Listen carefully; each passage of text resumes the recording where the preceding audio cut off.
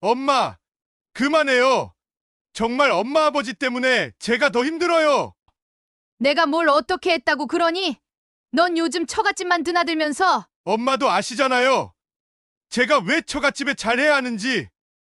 아시면서 이러시면 어떡해요? 그냥 이해 좀 해주면 되잖아요. 널 평생 키우고 뒷바라지한 건 우리야. 그냥 무조건 이해하라고? 우리는 이제 버려도 되는 거니? 엄마, 제발요. 이제 그만하시죠. 안녕하세요. 인생의 희노애락을 함께 나누는 황혼 이야기입니다. 오늘의 사연은 아들의 성공을 위해 평생을 바친 한 어머니의 이야기입니다. 그런데 어떻게 된 걸까요? 아들은 왜 처가에만 잘하고 부모님은 버림받은 느낌을 받은 걸까요? 시작하기 전 구독과 좋아요 부탁드립니다. 여러분의 관심이 저희에게 큰 힘이 됩니다. 저는 올해 68살 박금희입니다. 제 아들 성훈이는 대기업 임원이에요. 겉으로 보기엔 부러울 것 없는 성공한 아들을 둔 어미죠. 하지만 요즘처럼 가슴이 아픈 적이 없었어요. 젊었을 때는 정말 고생 많이 했어요. 남편은 공장에서 생산직으로 일했는데 월급이 넉넉지 않았어요. 저는 새벽부터 일어나 성훈이의 도시락을 싸고 시장에 나가 채소를 팔았죠. 겨울에는 손이 얼어서 터졌지만 성훈이의 학원비를 벌기 위해 참았어요. 엄마, 나 학원 한 군데 더 다니고 싶어요. 성훈이는 공부하는 것을 좋아했어요. 중학생 때도 고등학생이 되어서도 학원을 많이 다니고 싶어 했죠. 그런 아들을 뒷바라지하느라 늘 살림살이가 빠듯했어요. 몸은 고돼도 열심히 공부하는 아들을 보면 흐뭇한 마음에 더 열심히 일했어요. 남편은 제가 성훈이가 하고 싶어 하는 걸 너무 다 해준다며 싫은 소리도 했어요. 애한테 환상 심어주지 마. 너무 떠받들지 말라고. 그땐 그 말이 귀에 들어오지 않았어요. 성훈이는 제게 전부였으니까요. 군대에 다녀온 후에는 어학연수도 1년 보내줬어요. 결국 성훈이는 좋은 대학에 들어갔고 대기업에 취직했어요. 그때가 제 인생에서 가장 행복한 순간이었죠. 우리 아들, 이제 잘 될 거야. 그렇게 믿었어요. 하지만 성훈이가 결혼하면서 모든 게 바뀌었어요.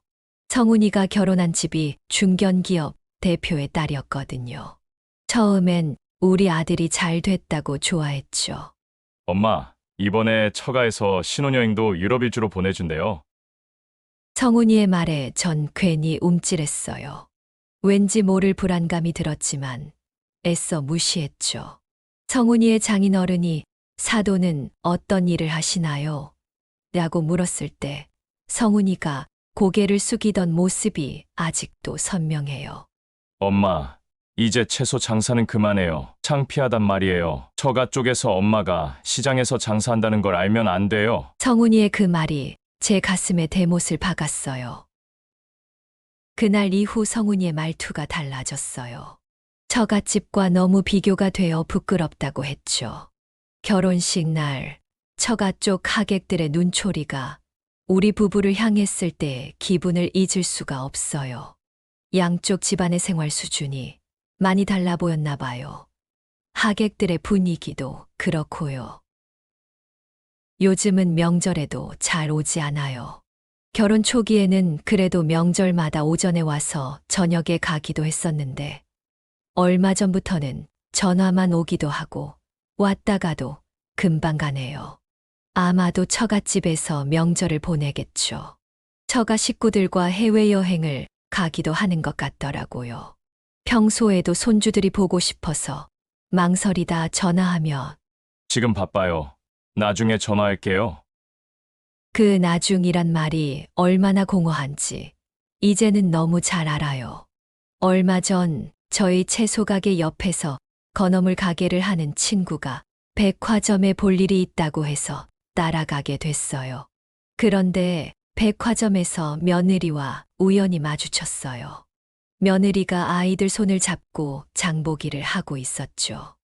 며느리는 분명 저를 본 것 같았는데 얼른 다른 방향으로 발걸음을 돌리더라고요.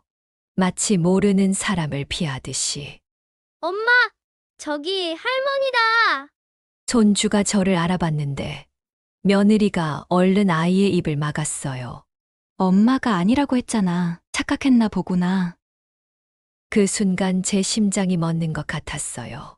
내 손주에게 날 모르는 사람이라고 가르치다니. 백화점 한복판에서 눈물이 나려고 해서 얼른 화장실로 달려갔죠. 그날 이후로 손주들 얼굴도 못 보고 있어요. 벌써 1년이 넘었네요.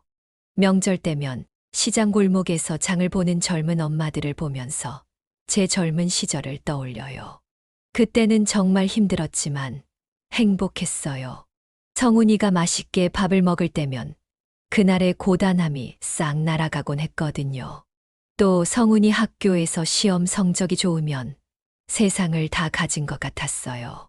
금희 씨, 아들 자랑은 이제 그만해. 나중에 그게 다 독이 된다니까. 동네 언니가 그랬었는데 그때는 그 말이 무슨 뜻인지 몰랐어요. 처가에서는 명절 때마다 호텔에서 식사를 한대요. 성훈이가 자랑하듯 얘기하더라고요. 엄마, 아버지, 다음에 모시고 갈게요. 하지만 그 다음이란 날은 오지 않았어요. 며느리 아버지가 운영하는 회사가 요즘 크게 성장하면서 성훈이도 그 회사 사업에 관여하게 됐다고 해요. 이제는 정말 돌아올 수 없는 강을 건넌 걸까요? 얼마 전에는 성훈이네 회사 창립 기념일 행사가 있었대요.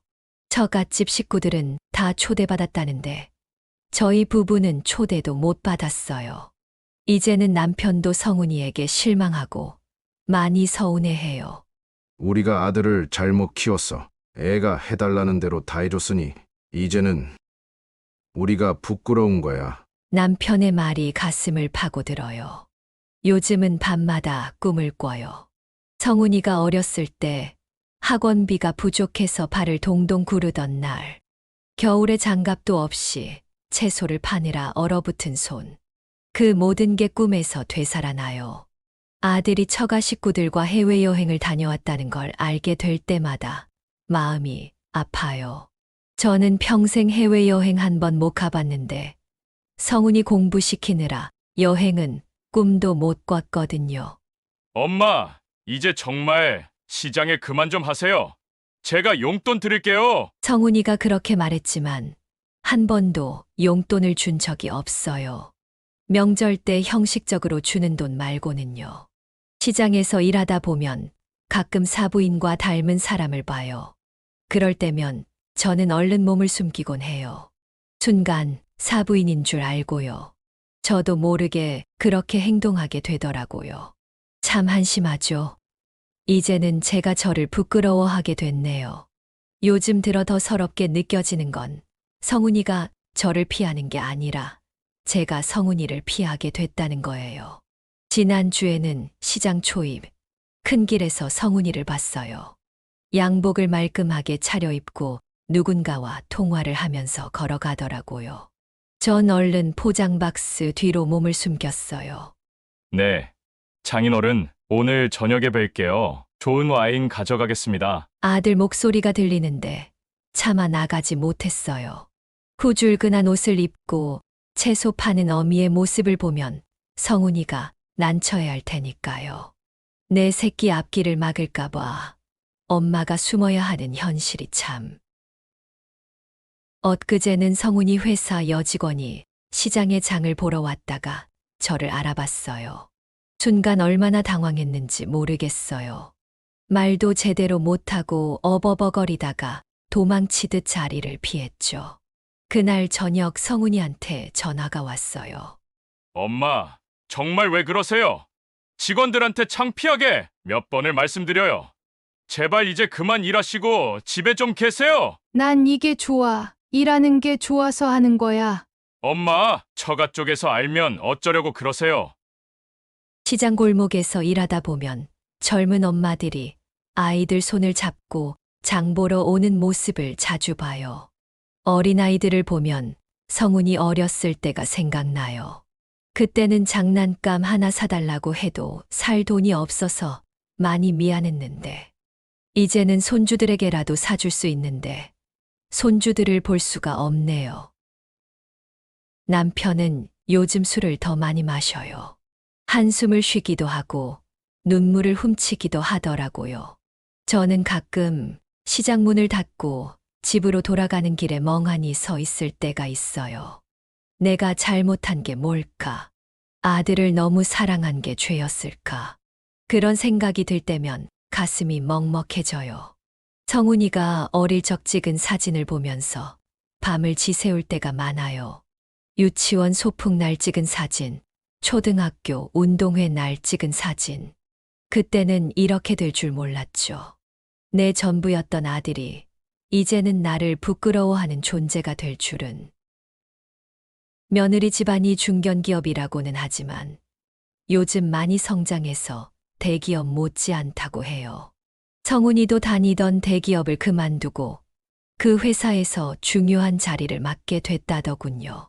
사돈이 성훈이를 무척 마음에 들어 하신다고 해요. 지난달에는 성훈이한테 전화가 왔어요.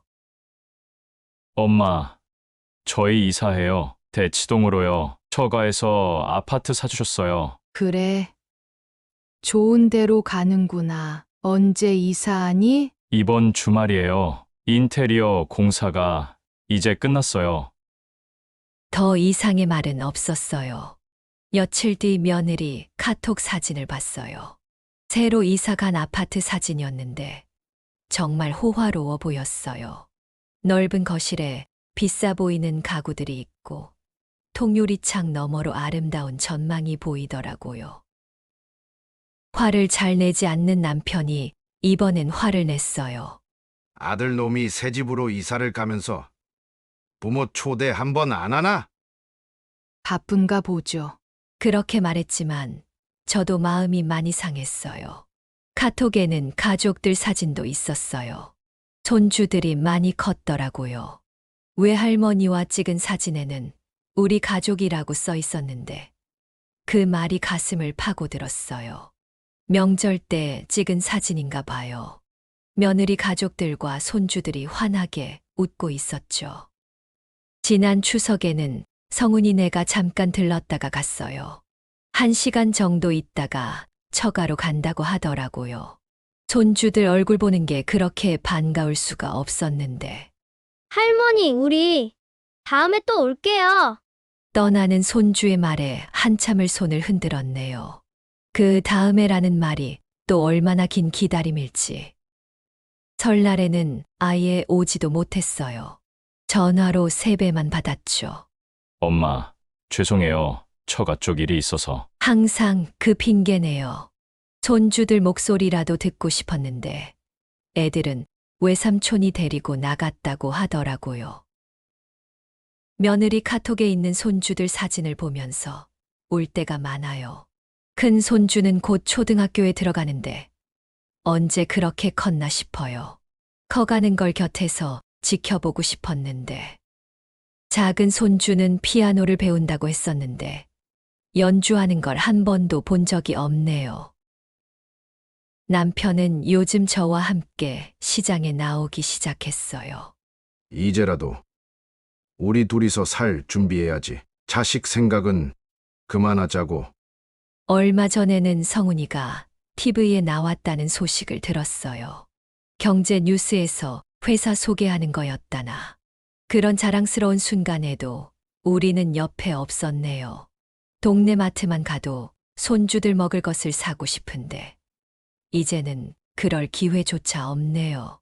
명절에 잠깐 보는 게 전부예요. 그마저도 처가에 일찍 가야 한다며 서두르기만 하죠. 가끔 성훈이한테 문자라도 보내볼까 하다가 이내 그만두곤 해요. 성훈이가 또 차갑게 할까 봐요. 이제는 그저 멀리서 잘 지내길 바라는 수밖에 없나 봅니다. 지난주에는 큰 결심을 하고 성훈이네 새집에 찾아갔어요. 들깨를 직접 갈아서 기름도 짜고 김치도 담갔거든요. 성훈이가 어렸을 때부터 좋아하던 거예요. 손주들 먹을 과자도 잔뜩 준비했고요. 아침 일찍부터 서둘러서 대치동으로 갔어요. 낯선 고급 아파트 단지를 보니 왠지 가슴이 떨리더라고요. 그동안 얼마나 보고 싶었는지 가슴이 두근거릴 정도였어요. 1층에서 비밀번호를 눌러야 하길래 설레는 마음으로 성훈이에게 전화했죠. 그런데 성훈이도 며느리도 전화를 받지 않았어요. 경비실에서 인터폰을 해봤는데 인터폰도 받지 않더라고요. 들깨기름이랑 김치를 경비실에 맡기고 왔어요. 나중에 성훈이한테 전화가 왔죠. 엄마, 미리 말씀해 주시지. 저희 호텔 수영장에 놀러 갔었어요. 애들이 수영장을 좋아해서요. 그래. 다음엔 미리 연락할게. 네, 그리고 김치는 처가에서 많이 담가 주셔서 이제 안 갖다 주셔도 돼요. 목이 메어서 더는 말을 잇지 못했어요. 싸늘한 성훈이 목소리에 가슴이 너무 아팠거든요. 내가 담근 김치는 이제 필요 없다는 말이네요. 처가에서 담근 김치가 더 맛있나 봐요. 명절 때 잠깐 보는 게 전부인 손주들. 그래도 설날엔 세뱃돈이라도 주고 싶어서 은행에 가서 새 돈을 준비했어요. 하지만 성훈이네는 또 처가에서 자고 온다며 얼굴만 잠깐 비추고 갔죠. 할머니, 외할머니가 주신 세뱃돈이 더 많아요. 손주의 그 말에 며느리가 얼른 나서더라고요. 그런 말 하면 안 되지. 하지만 이미 마음의 상처는 났네요. 돈으로도 손주의 마음을 살 수 없다는 게 이렇게 서글픈 일인 줄 몰랐어요. 남편은 요즘 손주들 이야기는 아예 꺼내지도 말라고 해요. 그 놈의 처가 얘기는 듣기도 싫다 하고 술만 마시면 우리도 돈 많았으면 이렇게 차별받진 않았을 텐데. 그러면서 한숨만 쉬어요. 지난 주말에는 남편이 손주들 장난감을 모두 창고에 넣어버렸어요. 이제 올 것도 아닌데 뭐하러 놔두나? 집만 되지. 그 말에 또 눈물이 나더라고요. 얼마 전엔 동창회에 갔다가 친구들한테 창피를 당했어요. 금이야, 너희 아들 소식 들었어. 요즘 TV에도 나오고 잘 나가던데? 그래, 잘 지내더라. 근데 명절에도 안 온다며? 그래도 자식인데 그러면 안 되지.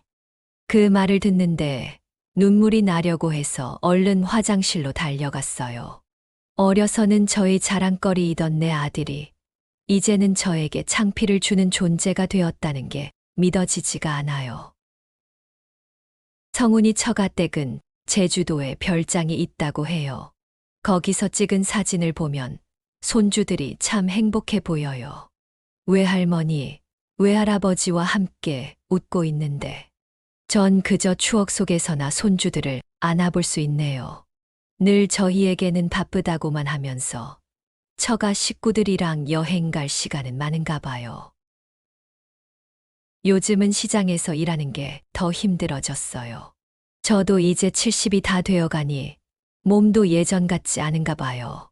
하지만 이 일마저 그만두면 더 우울해지고 가슴만 답답할 것 같아요. 그저 버림받은 늙은 엄마라는 서글픔 속에 살 것 같아요. 밤마다 잠들기 전에 성훈이 어릴 때 사진을 봐요. 제 품에서 잠든 아기 성훈이 첫걸음마 떼던 날, 유치원 소풍 가던 날. 그땐 얼마나 행복하던지 가슴이 벅찼었죠. 이제는 그 추억마저 서러움이 되어버렸네요. 요즘은 잠을 잘 못 자요. 밤이면 누워서 성훈이 생각만 하게 되는데 내가 성훈이를 잘못 키운 건지 아니면 내가 부족한 엄마라서 이런 건지 자꾸만 그런 생각이 들어요.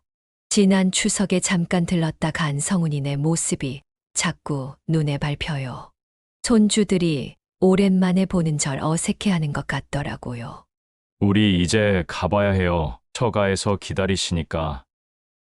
성훈이가 그렇게 말하는데 더 붙잡지도 못했어요. 그날 저녁 며느리가 올린 카톡 사진을 보고 또 울었어요. 처가에서 찍은 사진인데 호화로운 상차림의 식탁에서 온 가족이 즐거워하는 모습이었어요. 우리는 아들, 며느리, 손주들과 저런 시간을 보낸 적이 없었는데 말이에요. 혼신을 다해 키운 아들이 살갑지는 않아도 속정은 있다고 믿었던 아들이 왜 이렇게 되었을까요? 여보, 우리 둘이 여행이나 한번 다녀올까? 남편이 그러는데 가슴이 쓰려왔어요. 평생 여행도 제대로 못 해본 게 후회되기도 했고요. 얼마 전에는 손주 생일이었어요. 용돈이라도 보내줄까 하다가 며느리가 싫어할까봐 그만뒀어요. 대신 밤에 혼자 케이크에 초를 꽂고 생일 축하 노래를 불렀어요. 남편이 청승 떤다고 할 것 같아 주방에서 몰래 했어요. 우리 손주 생일 축하해. 허공에 대고 축하한다는 게 이렇게 서글픈 일인 줄 몰랐네요. 시장에서 일하다 보면 어린 손주들 데리고 장 보러 오는 할머니들을 많이 봐요. 손주들이 이것저것 사달라고 조르면 할머니들은 다 사주시더라고요. 전 그런 모습을 볼 때면 가슴이 미어져요. 그네들은 손주 보는 일이 힘들다고 하소연을 하는데 저는 부럽기만 한걸요. 성훈이 말이 자꾸 귓가에 맴돌아요. 엄마, 이제 채소 장사는 그만해요. 창피하단 말이에요. 채소 파는 게 그렇게 부끄러운 일인가요? 이걸로 성훈이 대학도 보내고 어학연수도 보낸 건데.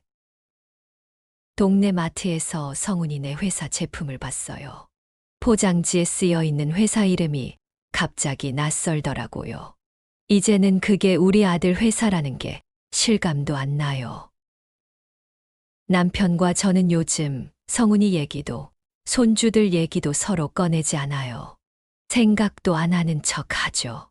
우리 둘 다 자식 때문에 아파하면서 생각 안 한다고 거짓말하는 거겠죠. 이제는 성훈이한테 전화하는 것도 조심스러워요. 혹시 중요한 자리에 있을까봐, 불편한 일이 생길까봐. 문자도 보내기 전에 몇 번이나 다시 읽어보게 되고요. 시장 구석구석에 성훈이 추억이 남아있어요. 어릴 때 과자 사달라고 조르던 자리, 중학생 때 학원 가는 길에 들러서 간식 사 먹던 곳.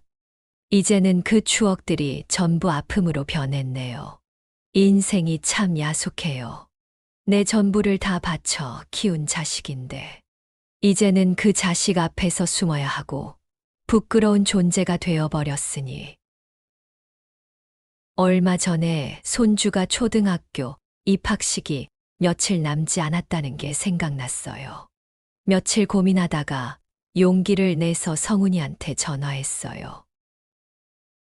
성훈아, 우리 첫째 이번에 초등학교 입학하지? 네, 엄마. 바쁘실 텐데 신경 쓰지 마세요. 그래도 내가 할머니인데 축하라도 해주고 싶어서. 마음을 담아 필통이랑 색연필, 공책 같은 걸 골랐어요. 입학식 이틀 전 성훈이네로 선물을 들고 찾아갔어요. 손주들이 보고 싶어서 핑계 삼아 갔었죠. 어머님, 저희가 이미 다 준비했는데. 며느리가 난처해하는 표정으로 선물을 받더라고요. 아가, 할머니가 사준 거야. 예쁘지? 손주한테 건네주려는데 성훈이가 말했어요. 엄마, 장모님이 벌써 백화점에서 다 사주셨어요. 가슴이 아팠지만 이해하려 노력했어요. 요즘 아이들은 다 비싼 거 쓰는데 시장 할머니가 사준 문구류가 좀 촌스러웠나 봐요. 아마도 저희 선물은 애물단지가 될 것 같았어요.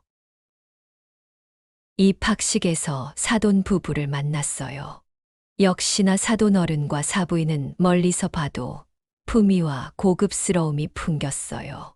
아이고, 사돈어른, 오랜만이에요. 공손하게 인사는 하시는데 제 수수한 옷차림을 슬쩍 보시더라고요. 자부인, 아직 날씨가 많이 추운데 외투가 얇아 보이세요. 춥지 않으세요? 겉으로는 걱정하는 말씀이신데 왠지 부끄러움이 밀려왔어요. 남편은 그날 저녁에 한숨을 쉬었어요. 당신 입학식장에서 무안당한 것 같아서 내가 미안해요. 좋은 옷 한 벌 못 사주고. 아니에요. 그래도 손주 입학하는 모습 봤으니 됐죠. 속상해하는 남편에게 이렇게 말은 했지만 마음 한켠에 답답함이 밀려왔어요. 평생 시장에서 장사를 하다 보니 갖춰 입을 만한 옷도 없고 좋은 것을 고르는 안목도 없는 제가 안쓰럽기도 하고 참 속상한 날이었어요. 그날 이후로 시장에서 일할 때마다 자꾸 사부인의 표정이 떠올라요. 내가 정말 이대로 괜찮은 걸까? 그런 생각에 잠을 이루지 못하는 날이 많아졌어요. 시장 한쪽에는 비싼 옷 가게가 있어요. 거기 주인이 늘 권하더라고요. 금희 씨, 한 벌 사요. 우리 옷 입으면 분위기가 확 달라진다니까. 하지만 전 고개만 저었어요. 비싼 옷은 저에게는 사치니까요. 입을 일도 별로 없고요. 남편은 요즘도 그날 얘기를 해요. 여보, 당신도 옷 한 벌 맞춰 입을까? 다음에 손주들 볼 때는 좀 멋져 보이게. 여보, 옷이 중요한가요? 우리 마음이 중요하지. 그렇게 말했지만 사실 저도 마음 한켠이 아팠어요. 장사가 끝나고 집으로 돌아가는 길, 백화점 쇼윈도에 비친 제 모습을 봤어요. 허름한 옷차림의 시장 아줌마. 그래도 이게 바로 저인걸요. 평생 자식 키우며 살아온 모습인데 부끄러워할 게 뭐가 있나요? 지난주에 남편이 갑자기 쓰러져서 병원에 입원했어요. 폐렴이 심해서 처음에는 중환자실에 이틀 있다가 일반 병실로 옮겼어요. 성훈이한테 연락했는데 회사 일이 바빠서 3일이나 지나서야 왔어요. 그 3일 동안 저는 얼마나 서러웠는지 몰라요. 하루하루가 지날 때마다 전화를 해봤지만 성훈이는 곧 갈게요. 죄송해요. 라는 말만 반복했죠. 아버지가 위독하다는데 바로 달려오지 않는 아들을 보면서 마음이 미어졌어요. 3일 만에 온 성훈이는 잠깐 앉아 있다가 10분도 안 돼서 일어났어요. 엄마, 저희 이제 가봐야 해요. 회사에 중요한 일이 있어서. 그 순간 참았던 마음이 터져버렸어요. 성훈아, 아버지가 이렇게 많이 편찮으신데 3일 만에 와서는 이렇게 금방 가는 게 말이 되니? 엄마, 그만해요. 정말 매번 엄마 아버지 때문에 제가 더 힘들어요. 내가 뭘 어떻게 했다고 그러니? 너 요즘 처갓집만 드나들면서 엄마도 아시잖아요. 제가 왜 처갓집에 잘 해야 하는지 아시면서 이러시면 어떡해요? 그냥 이해 좀 해주면 되잖아요. 널 평생 키우고 뒷바라지한 건 우리야. 그냥 무조건 이해하라고. 우리는 이제 버려도 되는 거니? 엄마, 제발요. 이제 그만하시죠.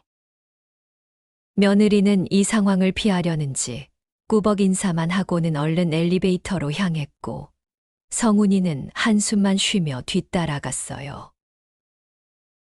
병원 복도에 혼자 앉아 있으니 옛날 생각이 나더라고요. 성훈이가 10살 때였나 남편이 교통사고로 입원했을 때 성훈이가 매일 병원에 와서 아버지 손을 잡고 울었던 적이 있었어요. 아빠, 제발 아프지 마요. 제가 공부 열심히 할게요. 그때는 그렇게 아버지를 사랑하던 아들이었는데 지금은 10분도 함께 있지 못하는구나. 간호사가 와서 물었어요. 보호자분, 식사는 하셨어요? 고개를 저었더니 안타까운 표정을 짓더라고요. 아드님이 많이 바쁘신가 봐요. 밤새 남편 곁을 지키면서 생각했어요. 우리 성훈이가 이렇게 변한 게 언제부터일까? 처음엔 출세하는 게 좋아 보여서 성훈이가 조금 소원해져도 이해하려 했는데 한참을 아무 말 없이 눈을 감고 있던 남편이 말했어요. 우리 아들 이제 잘 나가나 보네. 남편의 그 쓸쓸한 미소가 가슴을 아프게 했어요. 다음 날 성훈이한테 문자가 왔어요. 병원비는 제가 알아서 할게요. 그 차가운 문자를 보면서 생각했어요. 돈이 전부가 아닌데, 우리는 그저 아들의 마음이 필요했을 뿐인데. 아들 잘 되는 것만 생각하고 힘들게 살아온 저희가 바보인 걸까요? 성훈이는 가난한 부모가 자신의 앞길에 방해된다고 생각했던 걸까요? 밤새 이런저런 생각을 하다 보니 눈물이 마를 줄을 몰랐어요. 가게 문을 닫은 게 며칠 되어서 팔다 남은 채소를 정리하러 시장에 나와 앉아 있는데 옆 가게 동생이 다가왔어요. 성훈이를 어려서부터 본 동네 이웃이기도 했죠. 언니, 성훈이가 이번에 처가 회사 부사장 된다면서. 그제서야 알았어요. 성훈이가 그렇게 바빴던 이유를. 다니던 대기업을 그만두고 처가 회사 부사장으로 가나 봐요. 그날 저녁 남편이 얘기하더라고요. 여보, 나 퇴원하면 시장 그만두는 게 좋겠어. 갑자기 왜 그러세요? 이제 우리도 체면 좀 차리면서 살아야지. 성훈이가 부사장 된다는데. 가슴이 미어졌어요. 아픈 병상에서도 아들 체면 걱정하는 남편이 너무 짠하고 속상했어요. 잠이 오지 않는 밤이었어요. 우리는 형편이 어려워서 아이를 하나만 낳았죠. 그래도 우리 성훈이 하나만 잘 키우면 된다고 생각하고 최선을 다해 키웠어요. 어려운 형편에도 성훈이가 잘 되기를 바라는 마음에 다니고 싶다는 학원도 다 보내주었고 대학 때는 어학연수까지도 보내줬지요. 그래서 늘 빠듯하게 살았어요. 성훈이는 많이 다정한 성격은 아니었지만 그래도 마음은 따뜻한 아이였어요. 아니, 따뜻하다고 믿었었죠. 성훈이 뒷바라지를 하느라 우리 부부는 집에 대한 욕심도 노후에 대한 준비도 생각하지 못했어요. 하지만 성훈이에게 우리의 노후에 대한 부담을 줄 마음은 없었어요. 저는 그저 손주들 커가는 것을 지켜보고 아들네와 오손도손 늙어가는 것이 바람이었어요. 하지만 이제는 그런 기대도 모두 지워야겠습니다. 지금도 손주들을 잘 보지 못하고 아들도 이렇게 차가워졌는데 부사장이 되고 더 바빠지면 지금보다도 더 멀어지겠지요. 더구나 처가댁 회사에서 일하게 됐으니까요. 하나뿐인 자식이라 더 애틋할 줄 알았는데 이제는 타인보다 못한 사이가 되어가는 것 같네요. 처가 식구들과는 다정하게 지내고 하루가 멀다 하고 왕래하면서 저희한텐 이렇게 차갑기만 하고 생각이 많아지는 밤이었습니다.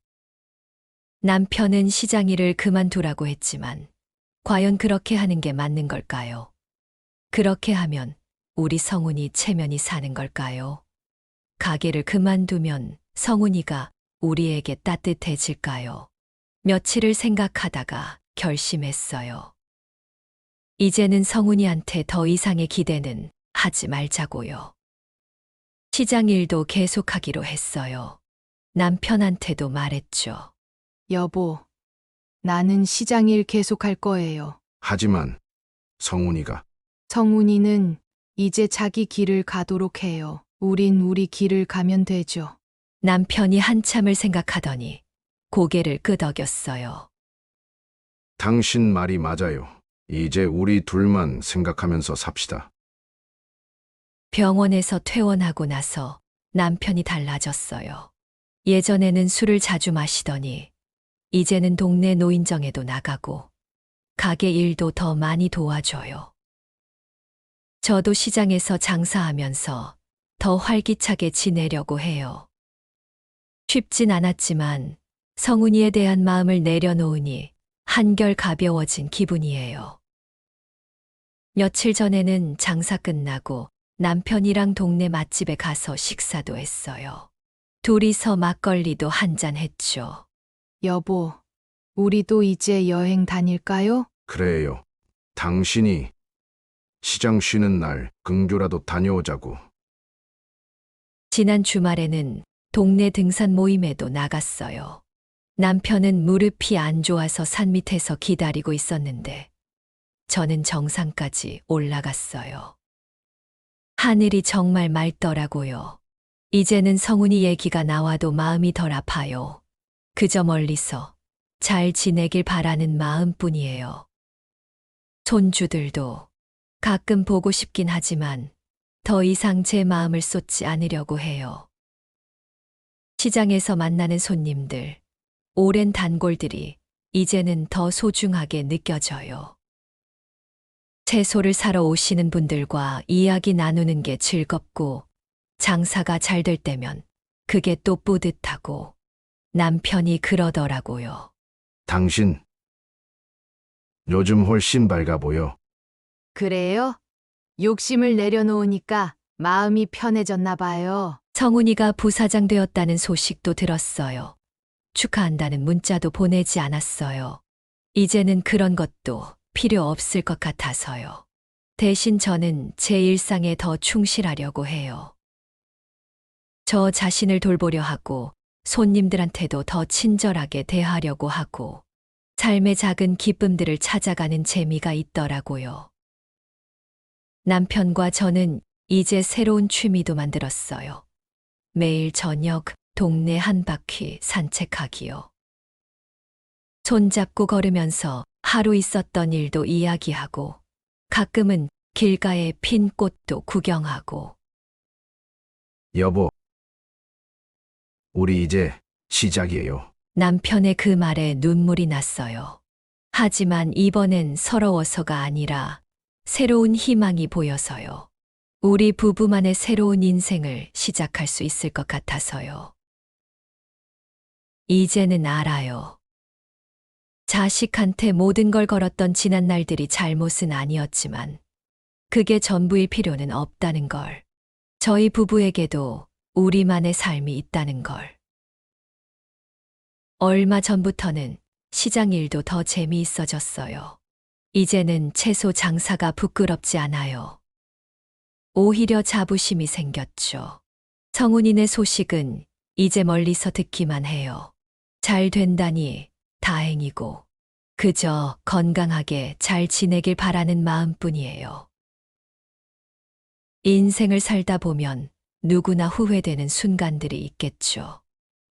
저도 성훈이 하나만 낳은 걸 후회할 때도 있었어요. 하지만 이제는 달라요. 그저 감사한 마음으로 지금 이 순간을 살아가려고 해요. 우리 부부에겐 아직 많은 시간이 남아있잖아요.